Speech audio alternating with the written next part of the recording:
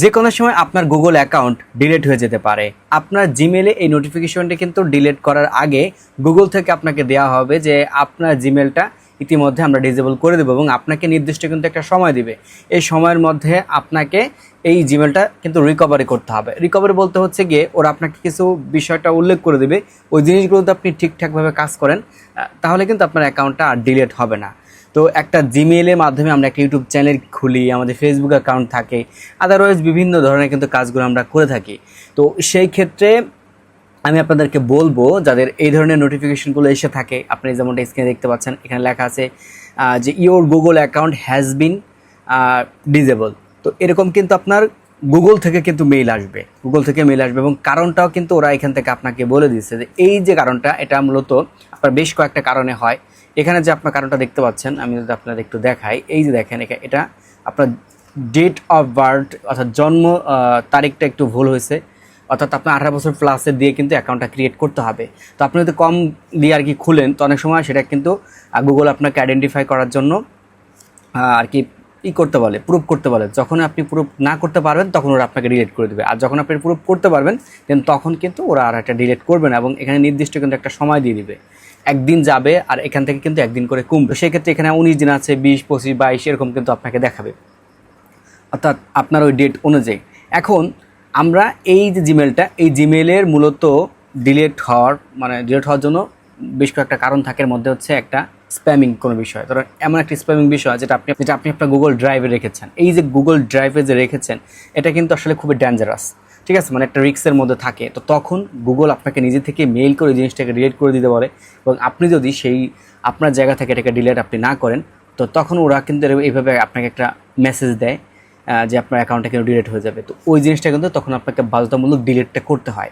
আরেকটা বিষয় হচ্ছে জন্ম তারিখ, যেটা বললাম 18 বছরের কম দিয়ে যদি আপনি আপনার অ্যাকাউন্টটা ক্রিয়েট করেন, তো সেই ক্ষেত্রে আপনার ভোটার আইডি কার্ড দিয়ে কিন্তু ভেরিফিকেশনটা করতে হয়। তো এই প্রসেসটা মূলত আজকে ভিডিওতে আমি আপনাদের দেখাবো। দেখেন, এটা হচ্ছে একজন ভাইয়ের, তো তার সমস্যা হয়েছিল, আমি তার কাজটা আর কি করে দিছি। তো কাজ করার সময় স্ক্রিন রেকর্ড করে রাখছিলাম, তখন আর কি ভয়েসটা দেওয়া হয় নাই। তো ওই ভিডিওটা প্লে করে আমি আপনাদেরকে দেখাই আর কি। এই হচ্ছে ভিডিওটা, আমি আপনাদের দেখাচ্ছি, এখানে প্লে করতেছি। যখন আপনি আপনার অ্যাকাউন্টে লগ ইন করবেন, মানে নতুনভাবে কোনো একটা ব্রাউজারে লগ ইন করবেন, লগ ইন করলে আপনার সামনে কিন্তু এরকম একটা ইন্টারফেস আসবে একদম লগ ইন করলেই।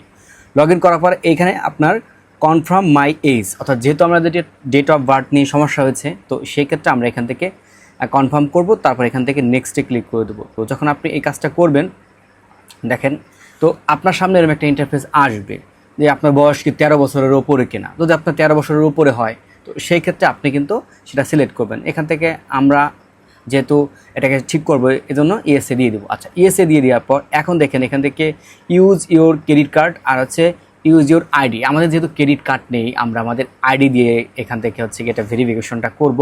তো এই যে ভেরিফিকেশন করার জন্য এখান থেকে আপনার ছবি তুলতে হবে, ছবি তুলে এখান থেকে হচ্ছে ওদেরকে দিতে হবে। তো আপনি চাইলে মোবাইল অ্যাপ্লিকেশন দিয়ে করতে পারেন, ল্যাপটপ দিয়ে করতে পারেন। এখানে টিক মার্ক দিয়ে আপনি নেক্সটে দেবেন, অর্থাৎ অ্যাগ্রি দিয়েছেন, সম্মতি দিয়েছেন।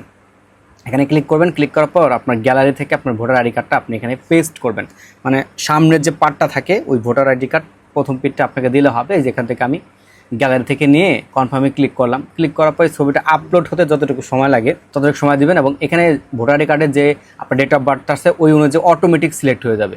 এখন এই যে অটোমেটিক যে আমাদের এখান থেকে দেখালো, এখন আমরা যে কাজ করব, এই যে দিস ইজ ইনকারেক্ট আর এটা লেখা আছে দিস ইজ কারেক্ট। কারেক্ট কোনটা? অবশ্যই এটা আমাদের কারেক্ট। তো কারেক্ট যেহেতু, সেহেতু আমাদের এখান থেকে দিস ইজ কারেক্ট। দেন এই যে লেখাটা আছে, এই লেখাটার উপরে আমরা একটা ক্লিক করে দেবো। আচ্ছা, এই লেখাটার উপরে যখন আমরা একটা ক্লিক করব, একটু একটু টেনে দিচ্ছি। আচ্ছা, এখানে ক্লিক করলাম, ক্লিক করার পর একটু সময় লোড নেবে। লোড নেওয়ার পর এই যে দেখেন আমাদের ইউ আর অল সেট, এটা পরিপূর্ণভাবে আমাদের কিন্তু কনফার্ম হয়ে গেছে। এই যে কনফার্ম হয়ে গেল, এখন আমাদের এই যে ভেরিফিকেশনটা করলাম, নিচ থেকে সাইন ইনে আবার আপনাকে ক্লিক করতে হবে কষ্ট করে। মোবাইল দিয়েও আপনি করলে সেমভাবে আপনাকে কাজগুলো করতে হবে। আপনার যে জিমেলটা আছে সেই জিমেলটা আপনি এখান থেকে বসাবেন। জিমেলটা বসানোর পর এখানে আপনি নেক্সট দেখতে পাচ্ছেন, আপনি নেক্সট একটা ক্লিক করে দেবেন। আবার একটি সময় আপনার লোড নেবে। এখন যে আপনার পাসওয়ার্ড আছে, পাসওয়ার্ডটা এখান থেকে আমি স্কিপ করে দিচ্ছি। আচ্ছা, পাসওয়ার্ড দেওয়ার পর এখানে দেখেন একটা বিষয় ওরা চাইবে, এই যে নেক্সট দেওয়ার পর এখান থেকে ভেরিফিকেশন চাইবে। তো আমরা এখান থেকে ফোন নাম্বারের মাধ্যমে নিব, যাতে করে বেটার মনে হয়। ঠিক আছে, যেহেতু আমার ফোন থেকে ওটা আমি কাজ করতে পারতেছি না, ফোন নাম্বার দেবো, যে ফোন নাম্বার দিয়ে আপনার করা। সেটা দিয়ে আপনি করবেন। মানে আমরা হচ্ছে গিয়ে ভেরিফাই করব। তো ভেরিফাই আপনি যেভাবে করেন একভাবে করলে হবে। ফোনে কোড যাবে, কোড গেলে আপনি এখান থেকে দিয়ে দিবেন। কোডটা বসিয়ে আপনি যখন নেক্সট দিবেন তখন দেখতে পারবেন যে আপনার জিমেলটা কিন্তু এই যে এইরকম আর কি চলে আসে। চাইলে আপনি ব্রাউজারে সেট করতে পারেন। তো আমি এখান থেকে ক্যান্সেল দিয়ে দিলাম, এবং দেখেন আমি একটু বিষয় দেখাই, যখন এটা আমরা কনফার্ম করে দেবো অটোমেটিকভাবে আমাদের এরকম একটা অপশন আসবে এবং নিচে দেখেন লেখা আছে যে সিকিউরিটি, মানে ক্রিটিক্যাল সিকিউরিটি অ্যালার্ট। তার মানে এটা কিন্তু সমস্যা ছিলই, ঠিক আছে। এই যে বারবার যখন আপনার বিভিন্ন ব্রাউজার লগ ইন করা হয়েছে তখন হচ্ছে গুগল এটা আর কি অন্যরকমভাবে মনে করছে, যেটা আমি বলছিলাম স্প্যামিং যদি কোনো বিষয় থাকে বা বারবার যদি আপনি পাসওয়ার্ডটা পরিবর্তন করেন তখন এরকম কিছু একটা দেখায়।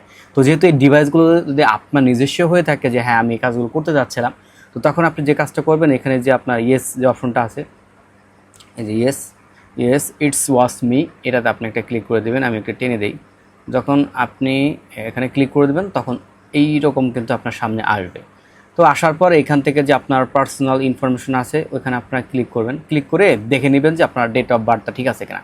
যদি ঠিকঠাক থাকে তাহলে কিন্তু কোনো রকম কোনো সমস্যা নাই। আর যে বিষয়টা আমি আপনাদেরকে শুরু থেকে দেখিয়ে দিয়েছিলাম আর কি, এই যে এই জিনিসটা, এই যে এরকম কিন্তু আর আপনার লেখা আসবে না, এরকম লেখা আপনার আর আসবে না। দেন আপনার জিমেলটা আপনি সুন্দরভাবে ব্যবহার করতে পারবেন। তো এই ছিল আপনাদের মাঝে ছোট্ট একটা ভিডিও শেয়ার করা। আশা করি ভিডিওটা আপনাদের অনেক হেল্পফুল হিসেবে কাজে দেবে। অনেকের এরকম মাঝে মধ্যে কিন্তু হতে পারে, আপনাদের যাতে উপকার হয় তো সেই হিসেবে কিন্তু ভিডিওটা আমি আপনাদের তৈরি করে দিলাম।